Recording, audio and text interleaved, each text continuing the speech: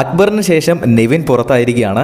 നിവിൻ പുറത്തായി കഴിഞ്ഞപ്പോൾ ഓഡിയൻസിൻ്റെ അവിടെ പഴയ മത്സരാർത്ഥികൾ എല്ലാവരും തന്നെ വളരെയധികം സങ്കടത്തിലാണ്. ചിലരുടെയൊക്കെ കണ്ണ് നിറയുന്നുണ്ടായിരുന്നു. അപ്പോൾ നിവിൻ പുറത്തായ രീതി എങ്ങനെയാണെന്ന് പറയാം. അവിടെ 4 കൊടിമരം പോലത്തെ ഒരു പ്രോപ്പർട്ടി അറേഞ്ച് ചെയ്തിട്ടുണ്ട്. 4 പ്രോപ്പർട്ടി ഉണ്ട്. അങ്ങനെ 4 എണ്ണത്തിലും ഓരോ പോസ്റ്ററുകൾ ചുരുട്ടി മേളിൽ വെച്ചിട്ടുണ്ട്. അപ്പോൾ അതൊരു ചരടിൽ പിടിച്ച് വലിച്ചു കഴിയുമ്പോൾ അതിങ്ങനെ താഴോട്ട് ഉരുണ്ട് വന്നത് നേരെ റിവീലാകും. അപ്പോൾ അതിൽ 4 പേരുടെയും ഫോട്ടോയാണുള്ളത്. നിവിൻ്റെ പോസ്റ്ററിൽ മാത്രം എവിക്റ്റഡ് എന്ന് എഴുതിയിട്ടുണ്ടാകും. അപ്പോൾ 4 പേരും ഒരുമിച്ച് ആ ഒരു ചരടെ പിടിച്ച് വലിച്ച സമയത്ത് നെവിൻ്റെ എവിക്റ്റഡ് എന്ന് കാണിച്ചു. അങ്ങനെ നെവിൻ എവിക്റ്റഡ് ആയി എന്ന് മനസ്സിലായി.